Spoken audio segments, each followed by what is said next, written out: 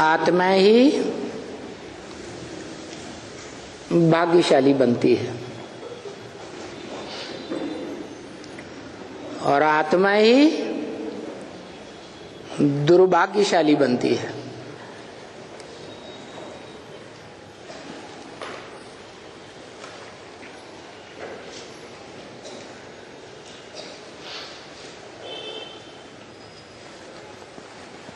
किसके द्वारा? हैं?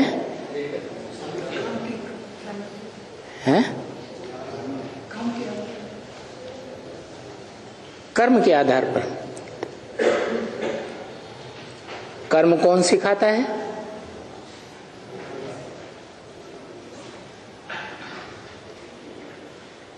कर्म, अकर्म, विकर्म की गति कौन बताता है?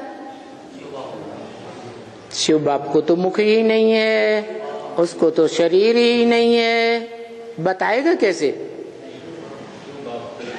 शिव बाप? हाँ, शिव बाप निराकार आत्माओं का निराकार बाप है।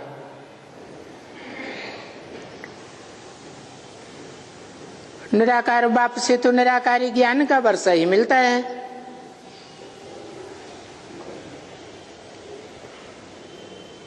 और भाग्य सिर्फ निराकारी ज्ञान से ही बनता है या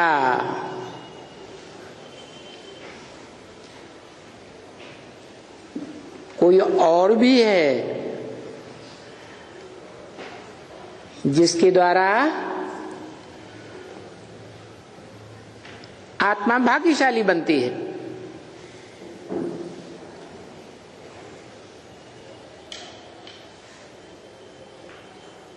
मीडिया तो चाहिए ना? नहीं चाहिए? तो मीडिया कौन होना चाहिए? कौन होता है?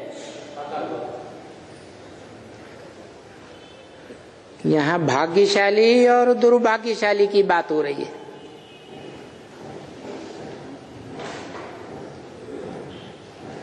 धनवान होगा तो धनवान बनाएगा, ज्ञानवान होगा तो ज्ञानवान बनाएगा,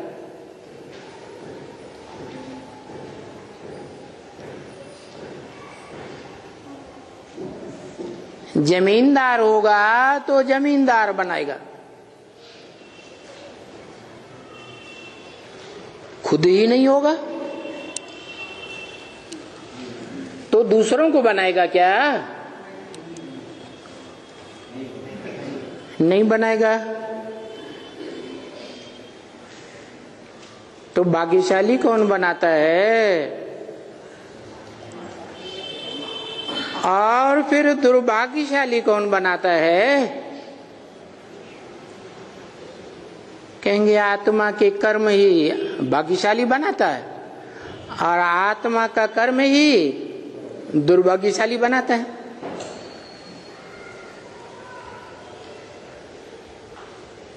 तो वो कर्म की गति प्रैक्टिकल में सिखाने वाला कौन?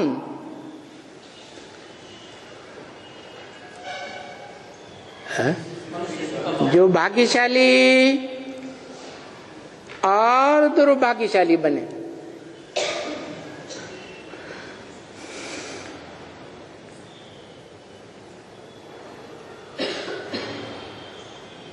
शिव बाप तो प्रैक्टिकल सिखा ही नहीं सकता, क्योंकि वो तो निराकार आत्माओं का निराकार बाप है। वो तो साफ कहता है मैं त्रिकालदर्शी हूं, परंतु मैं मास्टर त्रिकालदर्शी नहीं हूं।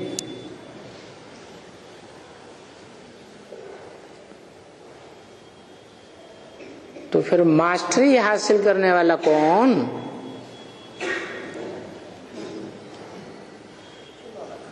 अरे बताया तो है, तुम बच्चे हो नंबर बार मास्टर त्रिकालदर्शी। तो भी कर्म अकर्म विकर्म की प्रैक्टिकल मास्टरी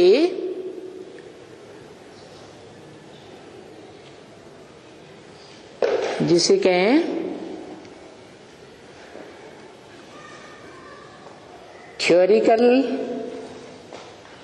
थ्योरेटिकल मास्टर नहीं, सिर्फ इसके साथ साथ प्रैक्टिकल में करके दिखाने वाला भी। क्योंकि थ्योरी में कोई पास होता है और प्रैक्टिकल में फेल होता है तो क्या माना जाता है? फेल माना जाता है। तो वो प्रैक्टिकल में भाग्यशाली कौन?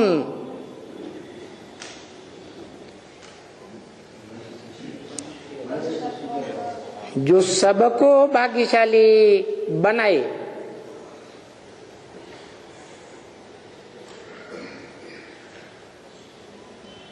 शिव बाप सच्चाई का रास्ता बताता है, जिसको कहते हैं सत्य ज्ञान।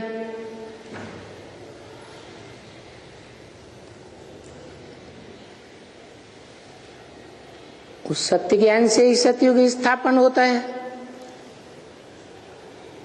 सत्व प्रधान दुनिया बनती है। परंतु वो आत्माओं का निराकार बाप तो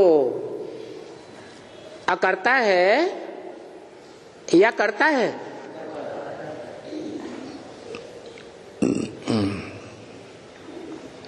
तो जो स्वयं अकर्ता है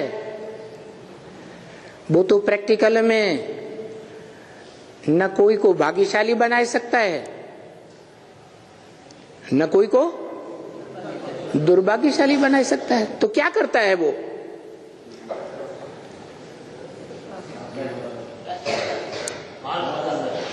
हाँ, जो गीता में बोला है अर्जुन से, अर्जुन की तरफ इशारा किया, इदं शरीरम कौन्तेय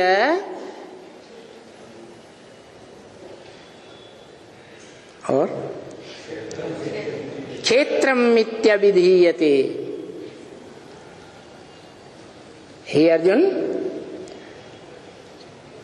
तुम्हारा यह जो शरीर है वो कर्म अकर्म विकर्म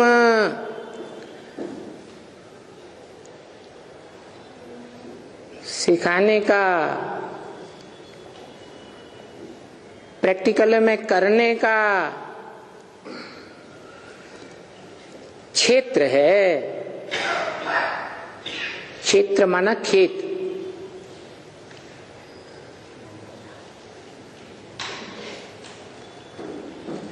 उस खेत में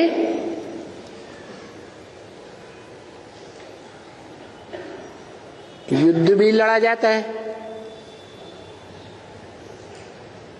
युद्ध क्षेत्र है।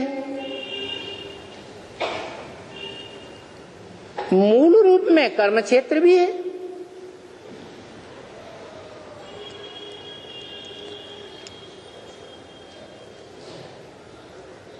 जो गीता में पहले ही अध्याय में बोला क्या? धर्म क्षेत्रे कुरुक्षेत्रे। इस धर्म क्षेत्र में और कुरुक्षेत्र में कैसा धर्म क्षेत्र? जिसमें सब धर्म समाये हुए हैं। जो भी दुनिया में धर्म फैले हुए हैं सत धर्म से लेकर असत धर्म तक भी, और उन धर्मों के आधार पर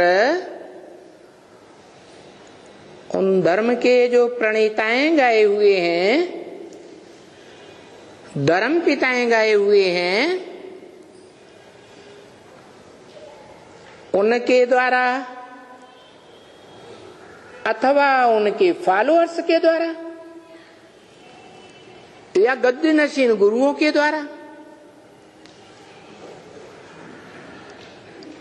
धर्म के आधार पर जो कर्म निर्धारित किए गए हैं हर धर्म में अलग अलग, उन कर्मों के आधार पर भाग्य बनता भी है और भाग्य बिगड़ता भी है।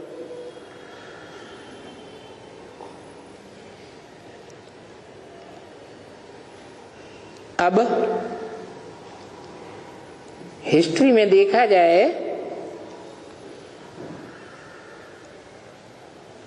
तो धर्म जितने भी हैं दुनिया में, वो सभी धर्म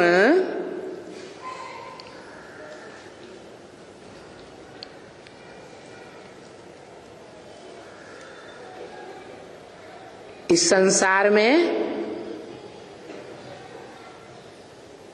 सदा काल रहते हैं या नंबरवार अल्पकाल रहते हैं। लेकिन गीता में कहा है नासते विद्यते भावो ना भावो विद्यते सत। जो सत्य है मन सद्धर्म है उसका इस संसार में कभी अभाव नहीं हो सकता।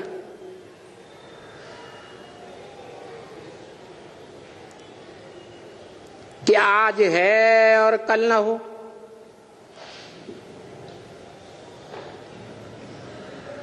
उस धर्म के धर्मखंड का भी कभी विनाश नहीं हो सकता।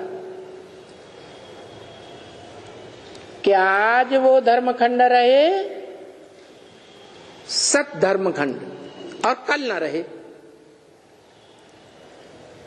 सत है तो सदा काल है या अल्पकाल है। जैसे कहते हैं God is truth, truth is God. तो ऑलमाइटी गॉड है तो उसकी सत्ता सदा काल होगी या अल्पकाल होगी? है सदा काल होगी। इसीलिए भारतीय परंपरा में उसे कहते हैं सदाशिव। क्या? सदाशिव। और फिर टाइटल भी देते हैं सत्यम शिवम सुंदरम।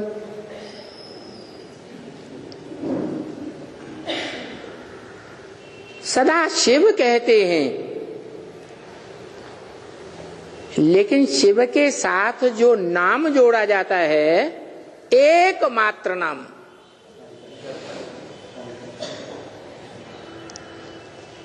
काम के आधार पर नाम बने हैं शास्त्रों में।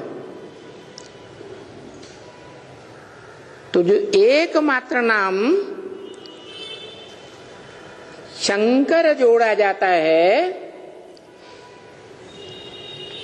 उसको कभी नहीं कहते हैं सदा शंकर। कहते हैं सदा शंकर नहीं कहेंगे।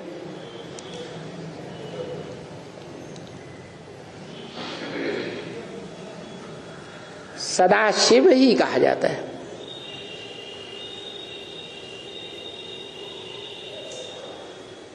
तो सवाल ये पैदा होता है कि जो सदा सत्य सद्धर्म है वो इस सृष्टि पर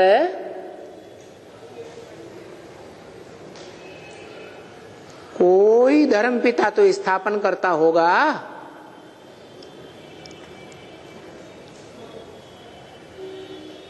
कौन स्थापन करता है? जो धर्म पिता के नाम पर धर्म का नाम पड़ता है?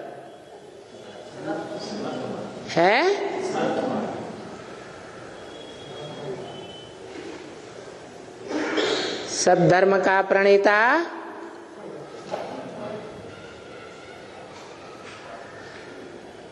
सदा सत्य होगा,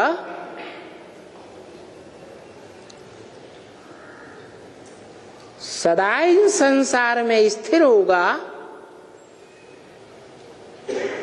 या लुप्त हो जाएगा?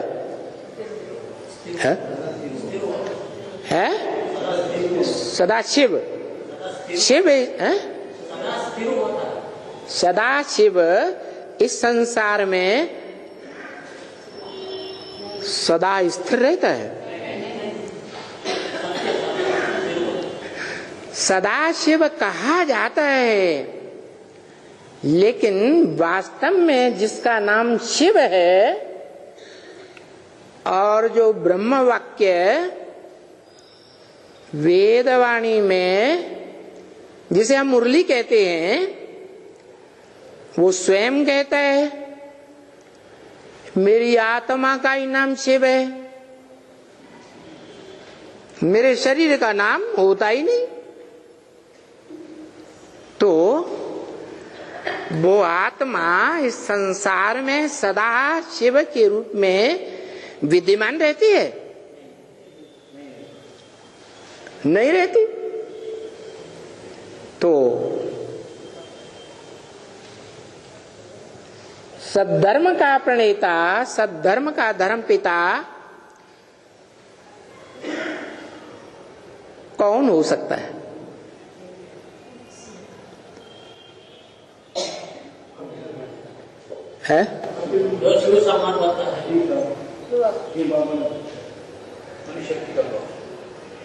हाँ, मनुष्य सृष्टि में सारी मनुष्य सृष्टि का बीज रूप बाप कोई तो होगा, और बीज का तो कभी नाश नहीं होता है। वृक्ष में जड़ें नाशवान है, मुख्य तना सहयोगी तने नाशवान है, टाल टालियां नाशवान है,